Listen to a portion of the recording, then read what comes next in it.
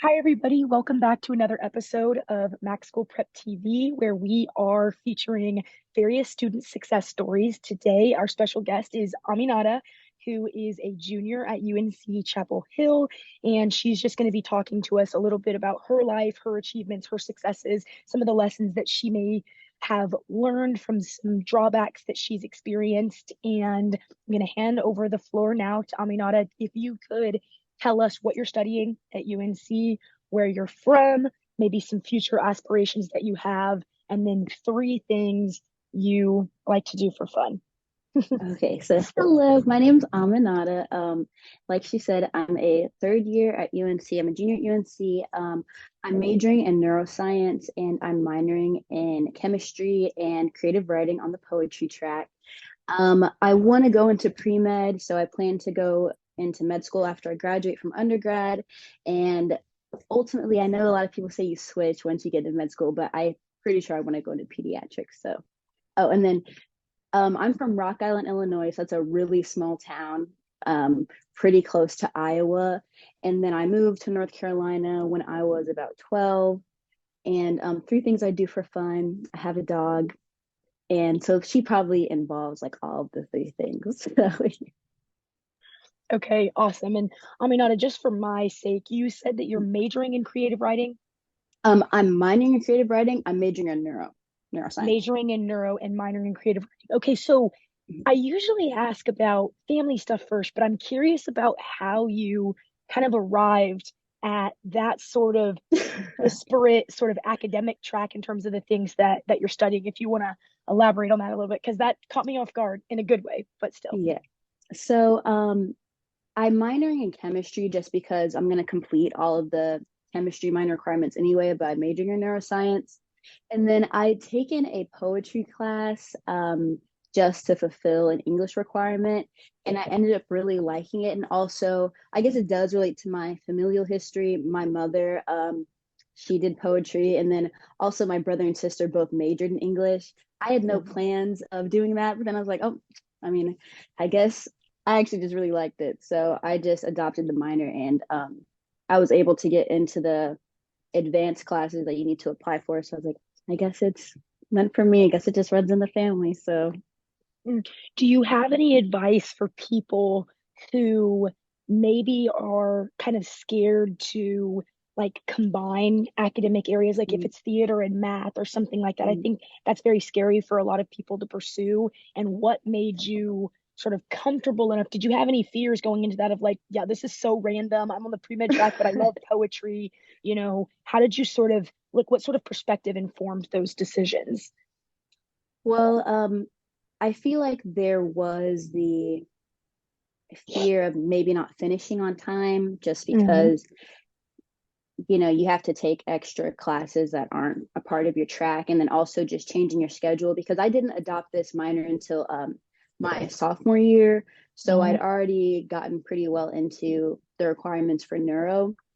Um, I guess it was just more about I feel like doing something I like. Not that I don't like medicine, I do, but it has always kind of been it's fine because I like it, but it has been forced upon me a little bit. And so doing something that I liked, I felt like, especially in academia, it's reflected also in my grades, the fact that I like poetry more than, especially the chemistry part of neuro. And I feel like that made more of a balance for me in my like day-to-day life as well as my like academic life in doing something that you actually enjoy and you're getting graded on it. And so I feel like it kind of helps keep me focused. And then it also just provides a place for me to express myself. And there's that class during the day that I can look forward to going to where it's like I'm not going to sit in a lecture and talk about stuff that I don't really have a particular specific interest in. And it's kind of just relieving, something to look forward to. Mhm. Absolutely, absolutely. And I think that that was really helpful and more of an incentive for me and other people that I know will be watching to pursue their passions and the things that fill them up with joy. I'm curious if we could return to this idea of you said that medicine in some ways has kind of been forced upon you or Yeah. maybe was been a predetermined track. Tell us a little bit more about that. So I feel like that's an experience that a lot of people have going into STEM, especially maybe people of color or people who come from, maybe first gen students. And so it's not that I didn't like medicine. I knew I wanted to go into medicine from a very young age, but it was kind of like when I gave my family that hope that it's like, oh, we're gonna have a doctor in the family. It was kind of like if I were to switch out of that at that point, I know it would bring a lot of disappointment. And so there would be times, I was really into theater in middle school, especially. And the high school I went to was a magnet school. So there were different academies. I remember applying and like trying out for the theater academy where it's like, only a few students get accepted to that versus like the other STEM academies, it's a lottery. So it's at random, not really based on anything about who you are as a person or what talents you have. And I got in, I was so excited. I told my parents, and um, they were not as excited as me. They basically told me they weren't under the impression that I put that as my first choice and put medicine as my second. So if I didn't get into theater, then I would be entered into a lot of treatment for medicine. And so they told me they would have just rather had me gone to a regular school than like I still would have done my regular classes, but there would have been additional classes that I had that specialized in theater. And then when I didn't get in, I mean, when I had to like decline the offer, I ended up getting in again for medicine. And so it was kind of like similar events like that throughout my life where it's like, oh, I'll joke about changing my major or joke about not doing STEM. And, I just get a little side eye like, that wasn't funny. But ultimately, I feel like if you don't have a similar experience to me where it's like that's something you actually want to do and you're making the decision solely based off of your family's expectations, you're the one who's going to have to live your life. You're the one who's going to have to live with those decisions. If they're not there or they make a decision to not be involved with those plans that you have anymore, now you're stuck in a place where you've done everything not for yourself but for someone else. Or if God forbid, they're not in your life anymore for whatever reason, again, you're in a place where you're not happy with the decisions you've made and they're not even around to reap those benefits anymore. So I'm really glad that you touched on that last part because that was going to be my mm, follow-up after I, one, like relate so heavily to your yeah. experience with, like, I've always said since a young age that I wanted to be a lawyer, right? Mm, And my dad's a lawyer, and I think of his three kids, that's something that he's clung on to, that there's one of the mm. three that had the intention at age 5, like, what do I really know at Right. that I age, know. right? Of following in his footsteps. And it's like, since I manifested that, since that came out of my mouth, that's Mm, sort of been an expectation that's placed on my shoulders of like, Mackenzie's going to be a lawyer. Aminata is going to go into pediatrics. And like, mm, I've never really felt like I had flexibility from mm, my dad in particular to think about what if I didn't want to do that.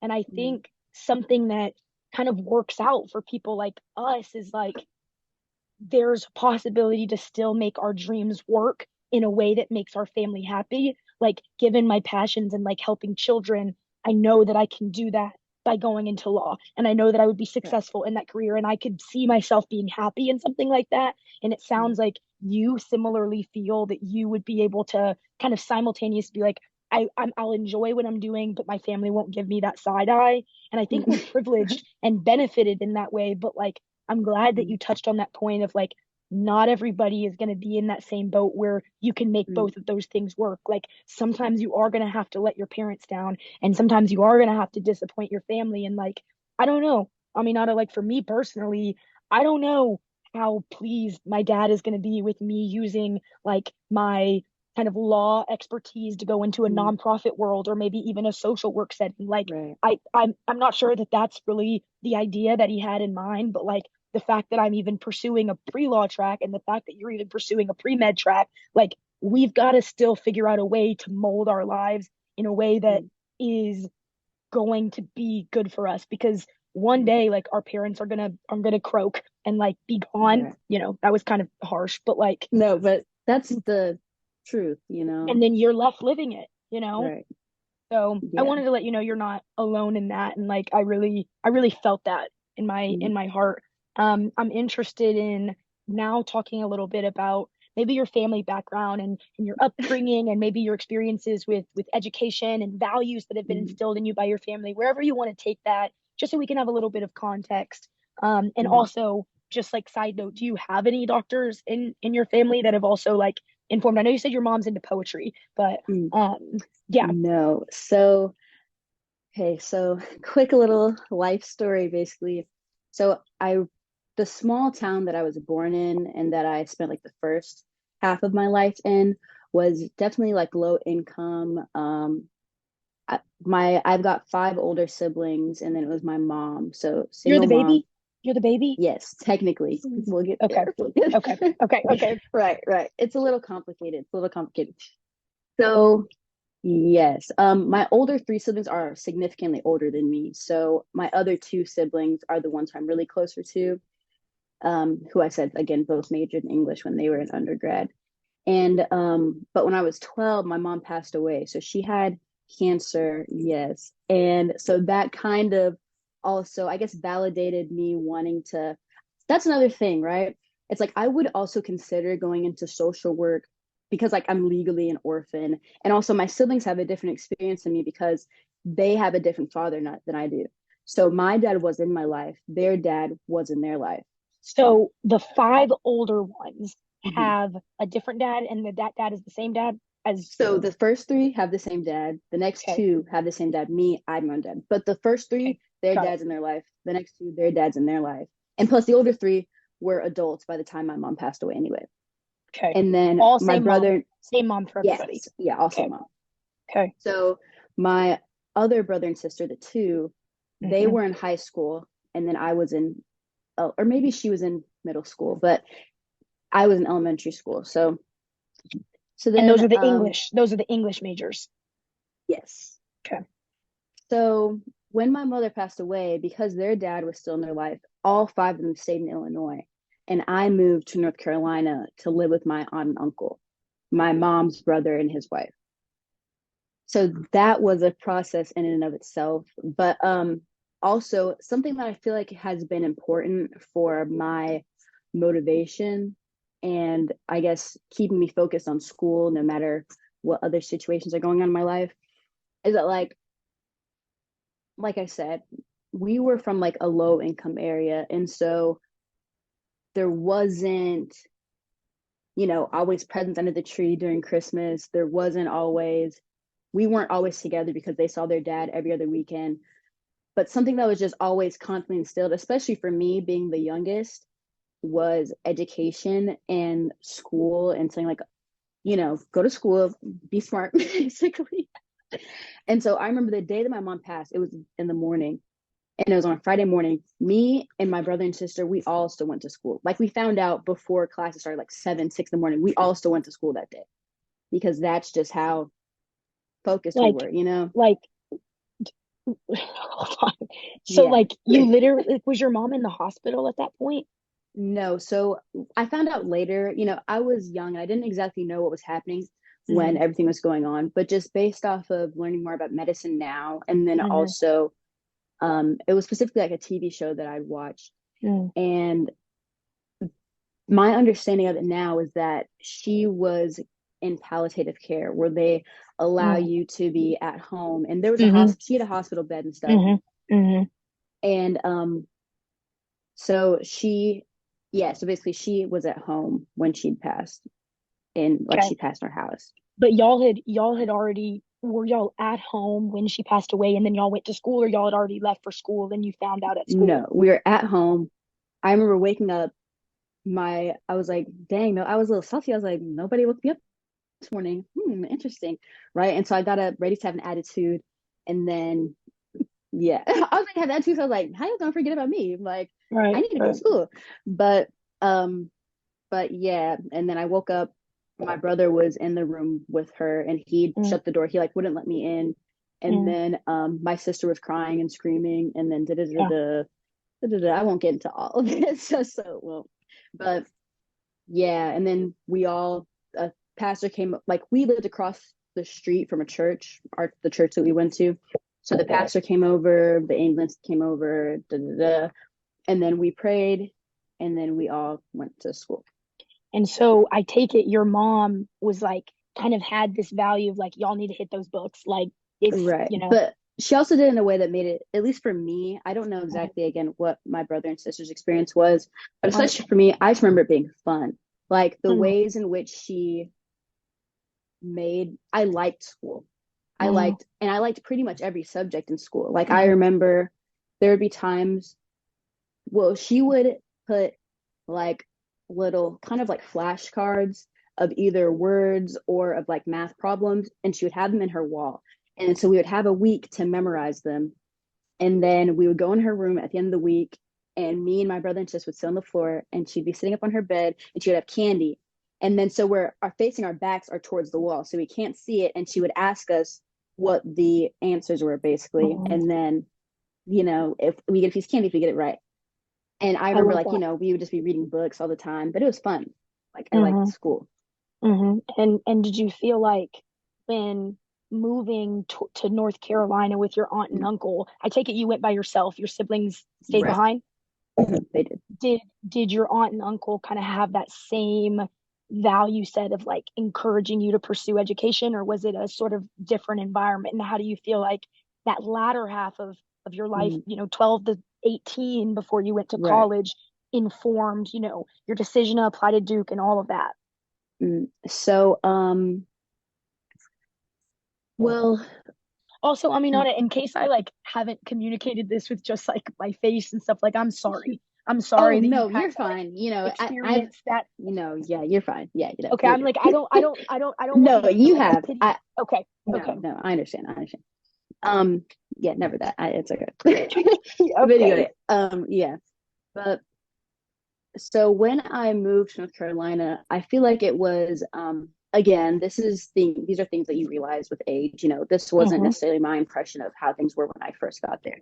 But my aunt and uncle definitely, I know they had a pressure on them to basically like not mess me up. It's kind of what it was like, because especially because my older three siblings, I'm not very close with them, and they're some of the decisions they've made in their life have made their life harder. And I know my mom expressed to my aunt and uncle that's not the life that she wanted for me. So they had just a lot of pressure to make sure I was continuing the things that she had set the foundation for. So another thing I remember when I got to North Carolina, I was in the school I'd went to in elementary school was I had to transfer schools because it was the only school in the state that had a gifted program is what they called it. So basically, yeah, basically the same as AIG in North Carolina. So when I got to North Carolina, I was in regular classes, and I would just be like I'll be grading. I remember I came home, and this is what prompted it, because I was grading the teacher's papers because I had finished all my work and there's nothing for me to do. And then they're like, that's not right.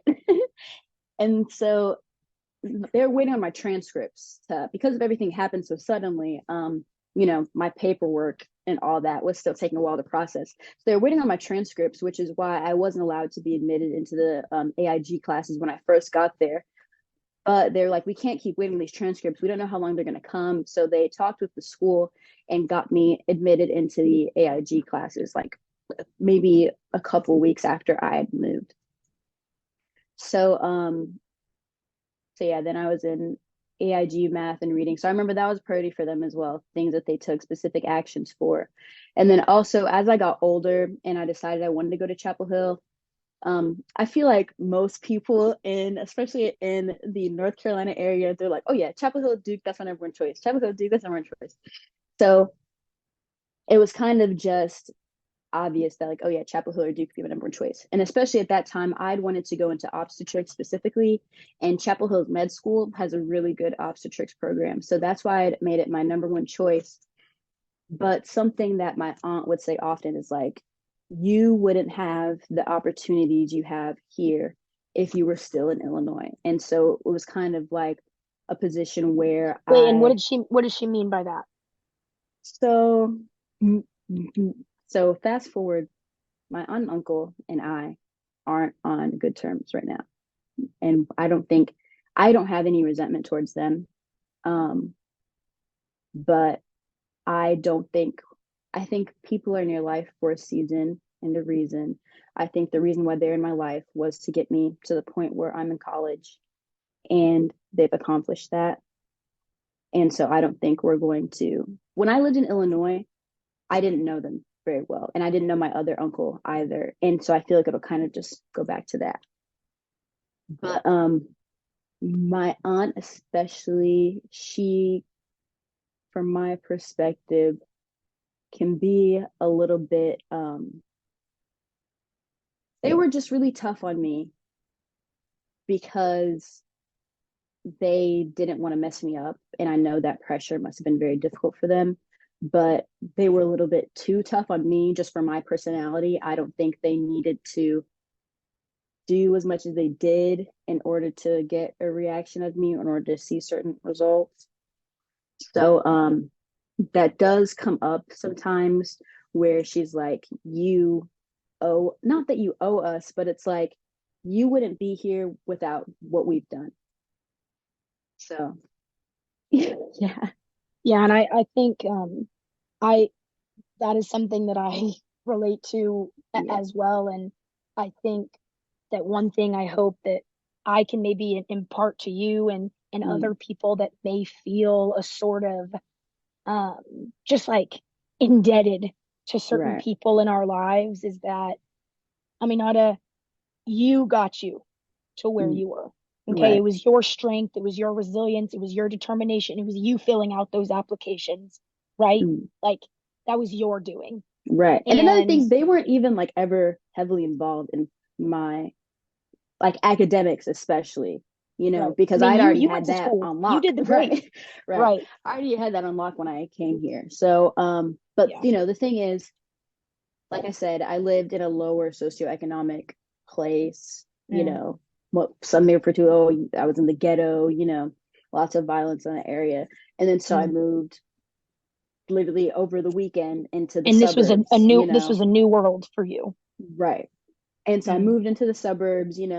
My aunt is a lawyer. My mm, uncle, he was in the military, so he still gets military. He was a veteran in the military. He was in the military for a long time. And then he is now working as an adjuster for insurance. And so, you know, I feel like sometimes there can be a disconnect between understanding the things that money can provide towards someone versus what just being there for someone, or actually genuinely loving them can provide. mm. So I know there, and but to validate her point, there are a lot of opportunities I wouldn't have had access to simply because I couldn't afford them, you know And it seems like your aunt and uncle have been more well off than where you came from in Illinois. right, right. Mm. And so they have two kids. That's what I was saying earlier about, I'm kind of Your in the middle now. other siblings. Yeah, they're Mm, like my brothers now. They're two mm, children. So okay. Mm. yeah, and they're younger than I am.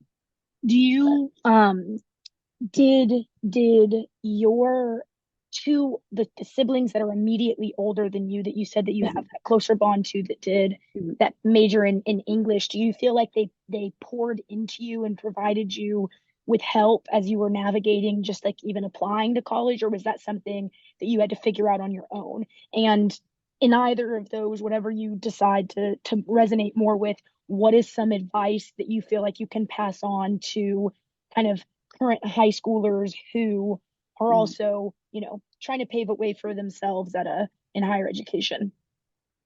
So that was something I navigated on my own, just because we're closer now. But when everything first happened, especially just all the distance that was created, like physical distance that was created, everyone was going through their own situation. And so we spoke and kept in touch, but it wasn't necessarily like they were in a position to be able to give the advice during that time. So the things I know helped me get into UNC, and also I I'm in honors and I received a $10,000 academic scholarship. So I had I had a lot of extracurriculars. Basically, during that entire time, I'm going to be completely honest, I wasn't the happiest person. And so I just channeled, Understandably, right, understandably. right. So I just channeled most of my energy into school. So I did a lot of extracurriculars. I took a lot of AP classes. I took some AP classes that not with even the hopes of being able to get the credit for high school, but also just to boost my GPA. Like there were a lot of AP classes I took where I got twos and threes on the exam, on the AP exam, especially during COVID. That was a mess. But, I got an A in the class, so GPA over 4.0. Um, but it's also about, I know, like about just the application process in general, consistency. And it's not just about who you are on paper, it's about who you are. So I know my essays were another really big factor. So, for example, I wasn't just in random clubs, I wasn't just in like, this is supposed to look good on paper, so I'm going to do it. I was in HOSA, which is a medical debate club. I was in a Spanish club because I took a lot of years of Spanish and I wanted to pursue that more in college. It made sense, the things that I were doing, that they were actually things I was interested in and that I was consistently doing them. It wasn't like I would drop out of a club after 1 year. I would continue that and make progress in it. And I also had a lot of leadership experience and like president of NHS and board member on National Spanish Honor Society. So, yeah. Yeah, I think, and surprisingly enough, like that's the first time that those sorts of nuggets of advice have came up in any of these interviews I'm doing. And like, Mm, I literally don't think you could have said it more perfectly, more brilliantly. Like that is mm, one of the greatest themes of like have a coherent story that you're telling and right. the things that you're involved in. And it actually reminds me of something that you said earlier where you were kind of embodying, and I hope you're still doing this now in college, Mm, this sort of mindset that I'm trying to live into, which is to do what you love and make your work things that you love, right? Like mm, you have your mom sort of ingrained this idea in you of like, how do we make school fun, exciting, something you can look forward to? And even these right. extracurriculars that you're involved in sound like they were things that you were passionate about, that you're not Mm, doing just to check a box, just to, build your resume, but because you're going to flourish and thrive and like genuinely have fun in right. those spaces. How do you feel like that has carried over into these past 3 years in college? Mm. Well, I do think you're not going to do well in something that you don't like. That is another factor about not letting people control your narrative. So I'm in neuro. I like neuro. I do find it interesting. I don't quite like chemistry, but just know I hate chemistry. But it is a requirement for neuro, and I really like neuro. But again, me minoring in poetry, I know it definitely comes off as a weird, little thing that I do, especially when I'm No, it's not weird. It's not weird. no, I love it. but It's not weird. like it's like in those poetry classes, there's in advanced poetry, like I said, you've got to apply for it. There's 10 people in that class. So when you're getting to know each other, everyone's like, oh yeah, I major in creative writing. Yeah, I major in stories or poetry or something. And I'm just like, I'm actually a neuroscience major. I'm a STEM girly, but I like both of them, and that's fine. And that's what makes me happy. So that's what I'm gonna do. And also, just because something sounds hard, this is another thing about like going into medicine. I remember everyone was just saying, like, oh, yeah, it's really hard to have a family and go into medicine because the schedule, if you want it, you'll find a way to make it work. Ooh, that like gave me chills because I was at a panel that I was doing yesterday, and like Mm, something that I pass on to a lot of younger students is this idea of we hear a lot, especially in the STEM classes. mm. I'm a psych major, so I'm definitely I don't have anything on neuro. Like you got that chem, that No, but whatever that you psych, got it on lock. So you got psych no, is it so is. good. Psych is I so good. love it. Pavlov, Freud. No, But I was gonna say, like, going into some of those really challenging classes mm, like chemistry, a lot of people sort of start to believe the more widespread culture of this class mm, is hard. I'm gonna this class is hard, I'm gonna fail, like I'm, not gonna do well, I'm gonna land on the Mm, wrong side of the curve or whatever. And I think your point about like if you want it, you can make it happen is like right, don't admit defeat before you even started, right? right, Like literally, if you haven't even entered the battle of being a medical professional, how are you supposed to mm, know if you can have a family? Like just because that's just like what right, other people say, right. And so I'm glad that that's the way that you're living because I think that that's sort of one of the greatest ingredients for success. Mm. And the main reason why I wanted to take this opportunity when I saw um you bring the opportunity about was I in one of my honors classes every week a person comes in and they tell us their story about how they became successful. You've got people from all different fields. She brought a pediatrician because I had specifically asked, but it's like even still every single week for an entire semester we saw someone else come in and tell us how they got to the place they got to, and all of their stories just seemed perfect, but not perfect in a way that wasn't like they didn't endure hardship, but perfect in the way that was like the hardship they endured is the type of hardship you expect. And it's the type of hardship that doesn't really rattle you. So I'm just going to say, like, even still, I'm not a perfect student. My last 2 years were tough. That's kind of because I was so focused on school, I didn't really grieve anything. And also, based off where I am now with my aunt and uncle, things were not really good at home. And so going into college, my last 2 years were just very, very difficult. And I failed a class. I failed analytical chemistry. Boo, analytical chemistry sucks anyway. It doesn't matter. But anyway, but I'm retaking it. And regardless of the experiences I've had thus far, I'm not any less confident in the fact that A, I'm going to graduate, B, I'm going to be a doctor. C, I'm going to still accomplish the things I want to accomplish. I'm just going to accomplish them in my way. And it's realistic to say you go through difficulties. It's about the way you fight them. It's not just saying like, oh yeah, my mom died, then I moved into the suburbs and I had such a perfect life after that. No, my last 2 years were horrible. My grades are bad. My GPA is bad, but I'm going to fix it and I'm going to get through it. And I had to prioritize my mental health over that. I know everyone's talking about mental health now. It's like a trend, but it's also different when you actually experience it or someone who's actually experiencing everything just being really difficult. Like, and that was also something that made it hard for me socially. I'm pretty much just on my own vibe right now after everything happened the past 2 years. I was in the hospital for a little bit and there's just a lot of things that were going on, but I think it's just about really not giving up. Like really don't ever give up. If you want it, go get it.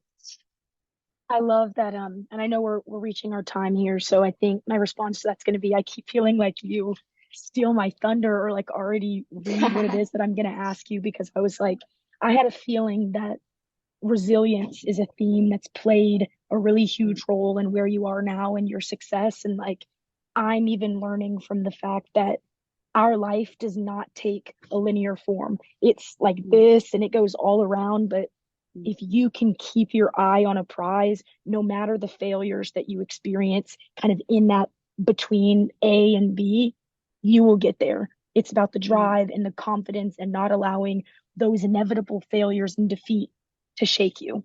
And so I think that you're a beautiful, your life is a beautiful testament to that. And in an effort to respect your schedule, I do want to thank you for being here. And yeah, I'm stay on the call after because I have like a couple of more things to say. But thank you everybody for watching, and thank you, Aminata, for imparting your wisdom. Thank you.